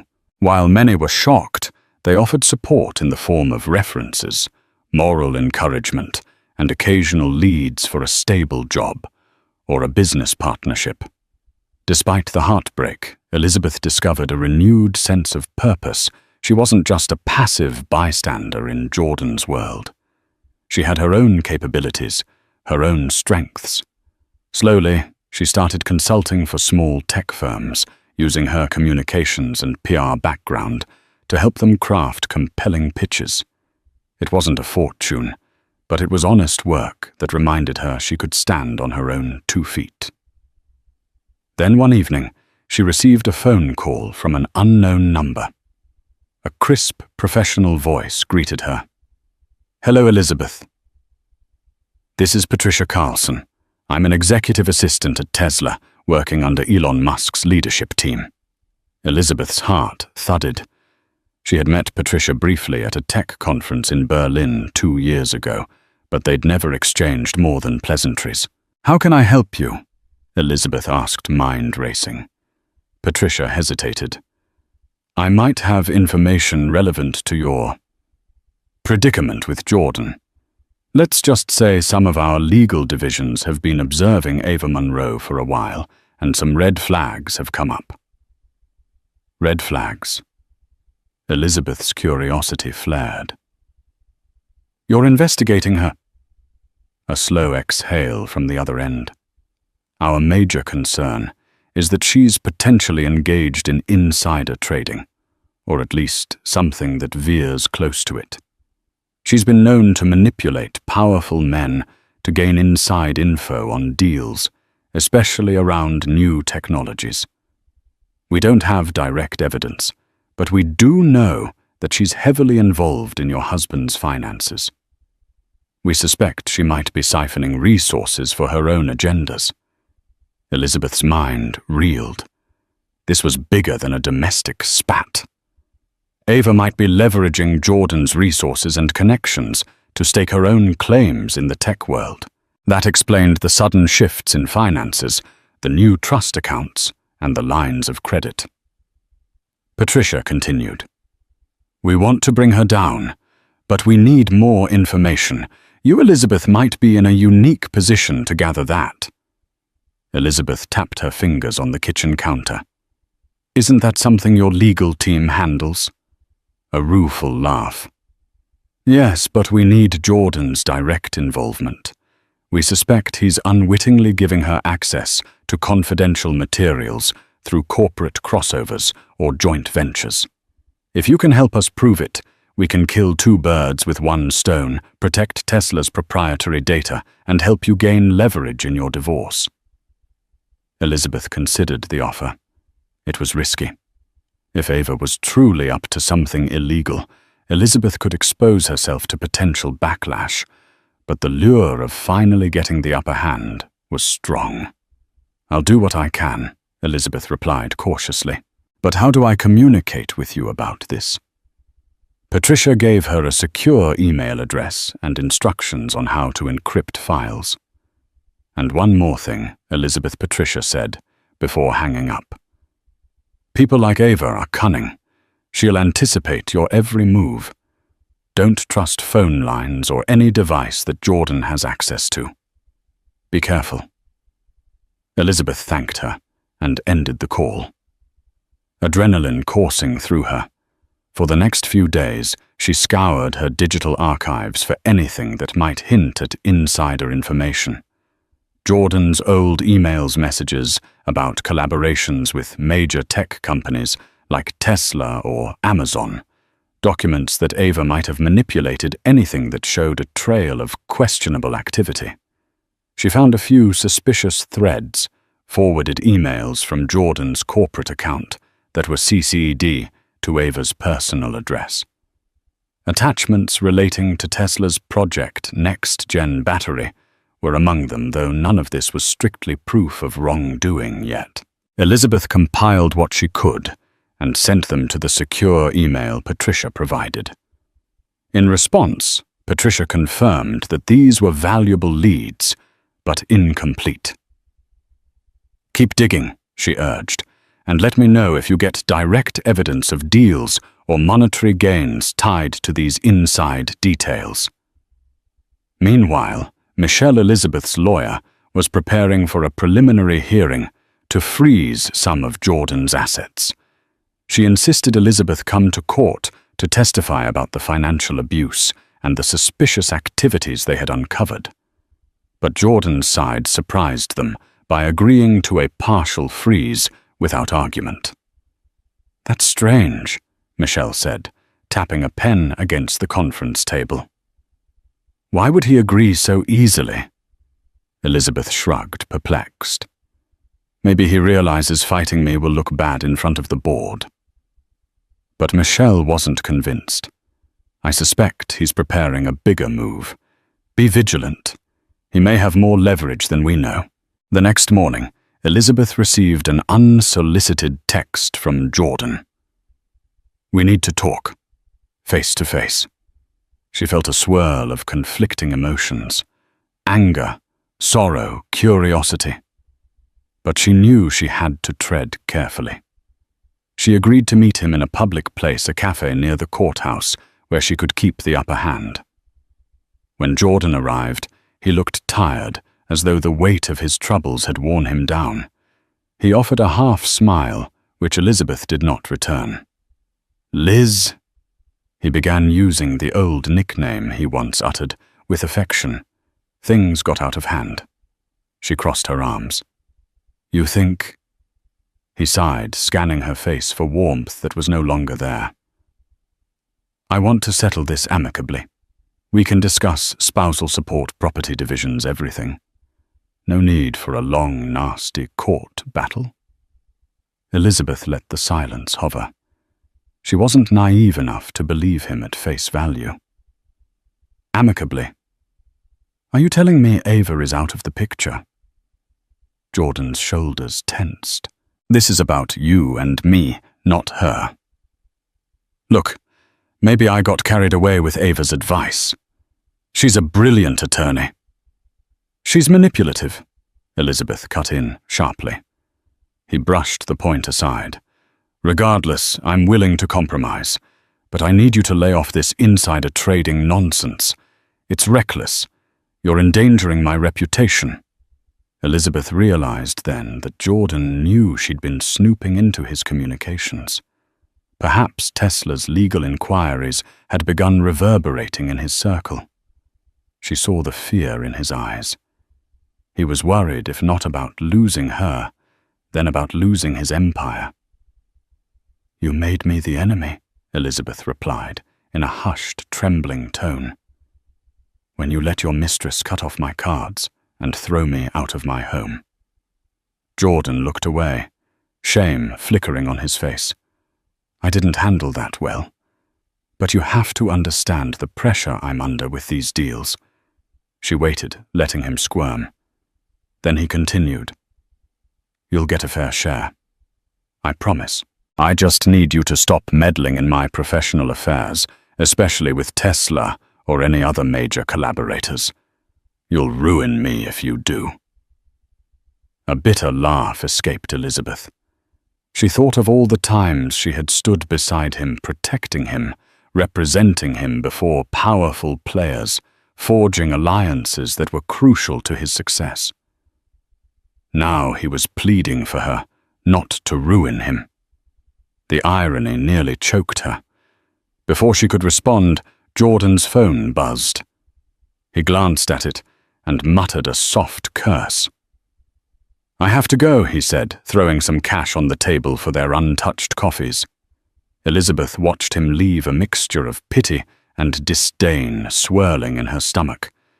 It was obvious he was desperate, but was this a genuine attempt at reconciliation, or a ploy to keep her from uncovering more incriminating information about Ava? That question lingered as she returned to her apartment, drained. However, a new email from Patricia waited in her inbox. It contained an attachment, a partial timeline of suspicious trades linked to accounts rumored to be controlled by Ava Monroe. There were large bets placed on Tesla's stock ahead of public announcements. Gains in the tens of millions. This is huge, Elizabeth thought. If she connected these trades to emails or calls between Jordan and Ava, it could be the smoking gun. And while Elizabeth had no intention of going to the feds on her own, Tesla's legal team could bury Ava, and by extension, Jordan's complicity, if he was involved. Elizabeth clutched her phone, anxiety coursing through her. She was walking a razor's edge. One false step, and Jordan might retaliate more fiercely, or Ava might strike. But a successful strike against Ava could free Elizabeth from this entire ordeal, giving her the leverage to secure a fair divorce settlement, or even land Jordan in deeper trouble, depending on his role. She reached for her phone to text Patricia when it buzzed in her hand. A call from an unknown number again. Tentatively, Elizabeth answered. A man's voice greeted her, calm and steady. "Hello, Ms. Alberts. My name is Gregory Shaw. I'm part of CEO David Hartridge's legal counsel. He asked me to follow up regarding the situation with your husband." Elizabeth's heart skipped. Hartridge's legal counsel. "We understand from Mr. Hartridge's conversation with you that there might be unethical or even illegal behavior in play." Gregory continued. "The board is concerned about potential liability if Jordan's personal dealings spill into our corporate structure. We can't risk another scandal. Mr. Hartridge would like to assist you discreetly." Elizabeth exhaled slowly. She was on the cusp of powerful alliances forming against Jordan and Ava, but the more people got involved, the more dangerous it felt. Gregory concluded, "We'll be in touch with your lawyer. If you have any crucial evidence, Mr. Hartridge suggests you keep it secure. He wants to avoid a public meltdown, but he's prepared to do what's necessary to protect the company's interests, and that includes supporting you in your legal disputes, if it comes to that." Hanging up. Elizabeth felt a measure of validation. The cracks in Jordan's seemingly untouchable world were growing. Perhaps justice would prevail. Yet as she prepared to finalize the next round of documents for Michelle, a gnawing worry kept her awake at night. Cornered animals are the most dangerous, and Jordan, though once gentle and loving, had shown he could be ruthless when threatened. She braced herself for the storm that was surely coming.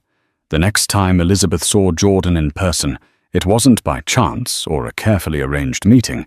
It was at the headquarters of Hartridge's conglomerate in Dallas. A sudden emergency board session had been called to address urgent corporate matters, and Elizabeth, having been notified by Gregory Shaw, arrived prepared. She walked into the reception area, her heart pounding with anticipation. Michelle Liu had insisted on accompanying her, but at the last minute she was called to handle a crucial filing. Elizabeth went alone, relying on the moral support from Gregory and the knowledge that Hartridge wanted the truth on record. Jordan was already inside the boardroom with Ava, who paced like a clad tiger. When Elizabeth entered, they both snapped their heads in her direction. Ava's glare could have sliced glass. Jordan's face was inscrutable, tense, angry, but also tinged with fear.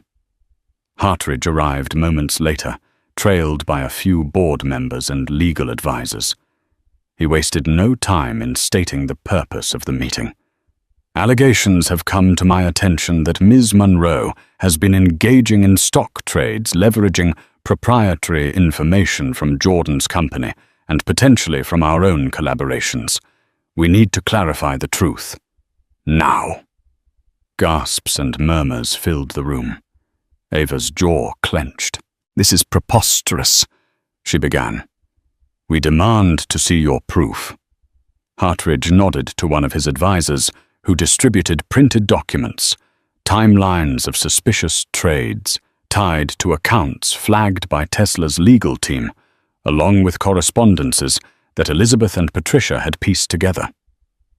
Jordan snatched a packet from the advisor. His eyes swept over the page's color, draining from his face. Ava's lips thinned, and for a moment Elizabeth could see the faintest flicker of panic in her eyes. Hartridge pinned them with a stern gaze. "Jordan, you've been a valuable partner. I don't want to see your personal life derail your professional standing, but this is bigger than your marriage. Insider trading is a federal crime, and if Ms. Monroe is using your business resources to pull this off, you're implicated." Ava recovered quickly. She placed a hand on Jordan's arm, her voice smooth. "This is a misunderstanding, David. Anyone can align stock trades with corporate announcements. It's called speculation." Elizabeth decided enough was enough. She stood.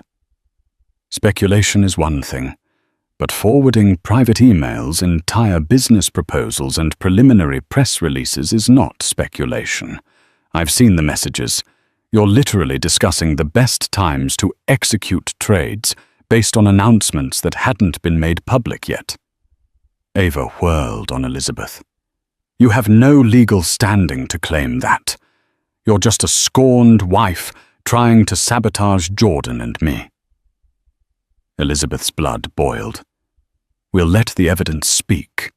There are even time-stamped emails from Jordan's corporate account sent to your personal email, Ms. Monroe, discussing upcoming expansions and product launches. Then trades were executed in your name or trusts linked to you within hours. A hush followed. Jordan's hands shook slightly. He seemed torn between denial and guilt. After all, the evidence was damning. If he denied it outright, he'd appear foolish. But if he admitted his involvement, he risked criminal charges and the wrath of the board. Hartridge leaned forward, his voice firm. Jordan, I need answers. Were you aware of these trades? Jordan stared at the table, words refusing to form. Finally, he managed Ava said it was all above board, that it was just normal investing. Ava let out a short laugh, but it sounded hollow. If you want to scapegoat me, Jordan, think carefully, she warned. We made certain deals in your name as well. Your signatures are on plenty of documents. The entire boardroom seemed to hold its breath. Hartridge addressed one of his legal advisors. Have we sent this to the SEC? Not yet, the advisor responded. We wanted to confront them first. Jordan shot to his feet, panic etched on his face. No need to escalate it. We can handle this internally. If I undo the trades, repay any gains, repay tens of millions of dollars, Hartridge asked. And that would just be the tip of the iceberg if the SEC digs deeper. This is out of our hands if they launch a formal investigation. Elizabeth watched Jordan unravel. This was the man who had once been so composed, so unstoppable. Now he was cornered, sweat beading on his forehead. Ava, too, looked like a wild animal backed into a corner, eyes darting around the room. At that moment, a building security guard appeared at the door, knocking softly. Mr. Hartridge, you asked for security on standby, he announced quietly. Thank you, Hartridge replied, his tone like steel. I believe we might need you. Ava's eyes flitted towards the door, then back to Hartridge. She adopted a pleading tone. David, you know me. I've handled legal matters for some of the biggest players in the industry. I would never do anything to jeopardize your trust. Hartridge's face remained stony. I trusted Jordan, not you. And this evidence suggests you're at the center of a major ethical breach. If you don't have a verifiable explanation for each of these trades and how you obtained insider information, I have no choice but to protect the company from liability. Suddenly, Jordan snapped. Fear twisted into anger, and he pointed a trembling finger at Elizabeth. You did this. You ruined everything because you couldn't handle that I moved on. Elizabeth steadied her breathing, preparing to reply. But Hartridge cut in calm yet firm. Don't blame her for your poor decisions.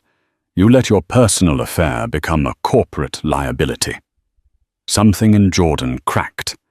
He lunged toward Elizabeth as if to grab her documents or her phone, an irrational move likely spurred by desperation. But he never made contact. In a blink, the security guard stepped forward and intercepted Jordan, gripping his arms. Stand down, sir, the guard said, voice authoritative. Jordan struggled, but the guard was a solid wall of muscle. Ava shrieked. Let him go. This is a private matter. Hartridge shook his head, anger coloring his features. You just attempted to assault someone in my boardroom. Security remove Mr. Alberts from the premises. Jordan's eyes widened in disbelief. You can't do that. I'm on the board. Not anymore, Hartridge said grimly. I can and I will. You're suspended pending an internal investigation. Once that concludes, we'll determine your status. Now go and take Ms. Monroe with you. A second guard stepped in, guiding Ava toward the door as she protested threatening lawsuits and defamation claims. But her words rang hollow, overshadowed by the looming specter of an SEC investigation. Elizabeth stood off to the side, stunned by how quickly it had escalated from a tension-filled meeting to an outright meltdown. As Jordan and Ava were led out, Jordan craned his neck to shout at her, "You'll pay for this, Elizabeth. Don't think you've won." But the threat carried little weight now. In that moment, Elizabeth felt the mixture of triumph and sorrow that comes with toppling a man she once loved. She hadn't wanted to see Jordan destroyed, only to protect herself and the life they had built together. But Jordan's actions and Ava's ambition had forced her hand. Hartridge dismissed the board members, soon after instructing his legal team to cooperate fully with any investigations. He turned to Elizabeth with a sympathetic frown. "I'm sorry you had to endure this, Miss Alberts. I assure you we'll handle it lawfully. Whatever personal or marital disputes remain, I hope you find closure." Elizabeth gave him a small nod. "Thank you. I appreciate your fairness." She gathered her documents and left the skyscraper, the bright Texas sun striking her face as she stepped onto the street. The entire drama replayed in her mind. He let his mistress cut off my cards, but the CEO called security on him. She thought a bitter yet satisfying sense of irony spreading in her chest. She wasn't naive enough to think it was over. Legal battles would continue, depositions would be taken, and the divorce was far from final. But in this pivotal moment, she had taken back her power, standing against the storm that Jordan and Ava had unleashed. And for the first time in months, Elizabeth felt a glimmer of hope that she might in the end be free from their tyranny. In the weeks that followed, word spread like wildfire. News outlets picked up on rumors of insider trading linked to a high-profile tech investor, hinting that a major name was under investigation. It didn't take long for the rumor mill to connect the dots to Jordan Alberts and his mysterious attorney-turned-partner, Ava Monroe. Elizabeth watched from the sidelines, inundated with calls and messages from acquaintances, reporters, and sometimes even old college classmates she hadn't spoken to in years. She ignored most of them, preferring to let the legal process unfold without adding fuel to the media frenzy. Jordan, under immense legal and financial pressure, attempted to strike a deal if Elizabeth agreed to keep quiet and not testify against him or Ava. Regarding insider trading, he would give her a generous divorce settlement. The settlement included alimony, a hefty lump sum, and properties that would secure her financial future. However, Elizabeth refused any agreement that required her to lie or withhold the truth if subpoenaed. Nonetheless, she allowed her lawyer Michelle to work out a fair settlement that didn't involve perjury. Eventually, Jordan capitulated, realizing he had to salvage what he could from the marriage and business meltdown. The final settlement granted Elizabeth a significant portion of the assets, the mansion by Lake Travis, ironically, and a sizable share of Jordan's original tech startup. Meanwhile, Ava disappeared from the public eye, her reputation in tatters. Rumors surfaced that she'd fled the country perhaps to avoid legal repercussions, while others suggested she was hiding out in some luxury villa, waiting for the storm to pass. Either way, her days of meddling in Jordan's finances seemed to be over. Elizabeth didn't celebrate Jordan's downfall. She quietly grieved the end of a marriage that had started in love and partnership, yet she also felt relief and a renewed sense of self. She returned to the Lake Travis mansion, deciding whether to keep it or sell. The sweeping views of the water brought back memories, some of which felt like knives to her heart, others that warmed her soul. She began a new chapter in her life, leveraging her PR skills to start a consultancy focused on helping women entrepreneurs navigate both business and personal challenges. She named it Phoenix Rose Consulting, symbolizing rebirth and resilience. To her surprise, she found more joy in championing other women than she ever did, standing behind Jordan at glitzy galas. She kept in touch with Patricia from Tesla, who occasionally updated her on the ongoing investigations. Whether Jordan faced criminal charges depended on further evidence. But at least for Elizabeth, the immediate threat to her assets and well-being had lifted. David Hartridge reached out, once inviting Elizabeth to a dinner with the board, presumably to mend fences. Elizabeth politely declined. She had no desire to relive the tension of board meetings or navigate corporate politics, where her personal life became public fodder.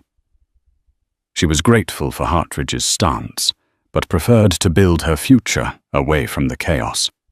In moments of solitude, Elizabeth reflected on the entire ordeal.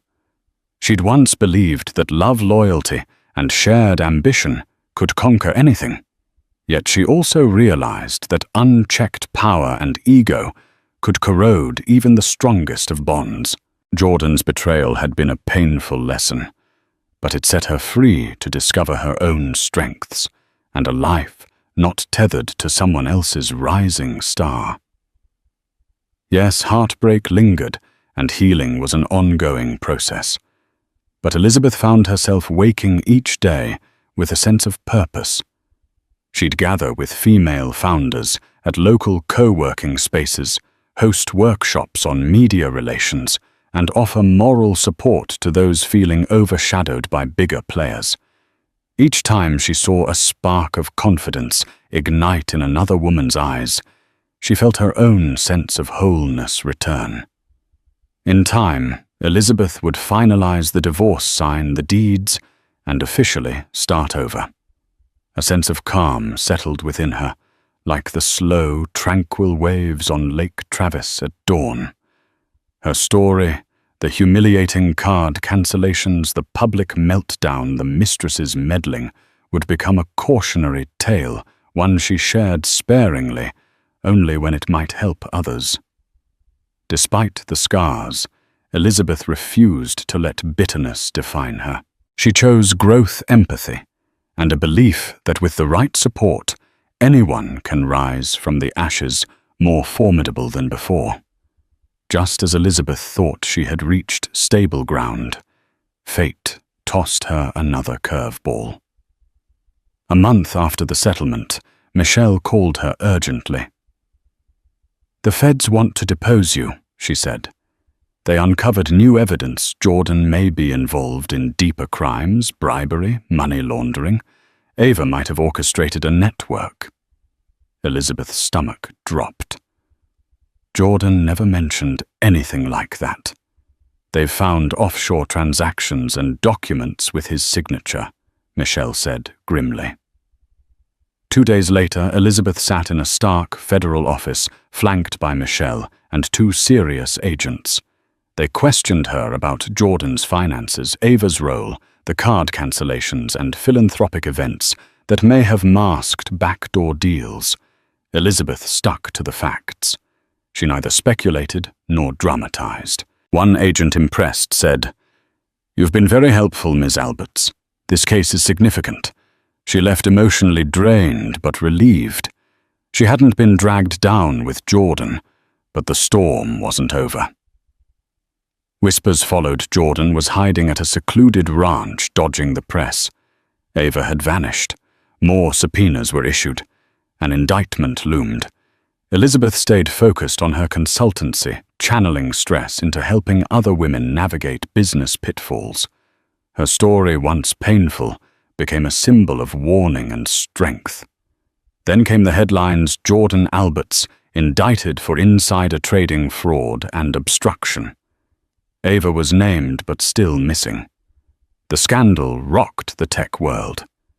Elizabeth issued a single statement. "I'm saddened by Jordan's choices.